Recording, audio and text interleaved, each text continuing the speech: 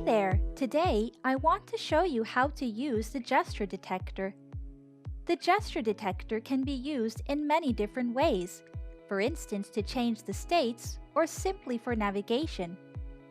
Now, let's start by creating a state within the scaffold. The state can be increased, decreased, or completely modified through on tap, on long press, or on double tap. Next, let's talk about the navigation. The gesture detector is able to bring us back from a given page to the previous page and also open the drawer.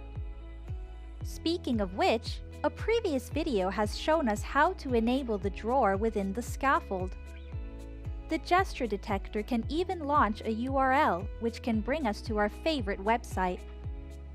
Furthermore, it can also have a page open from our own app, open the bottom sheet, or open a snack bar to give useful information to our user. If you want to see other Teta tutorials, don't hesitate to visit our YouTube channel. See you next time!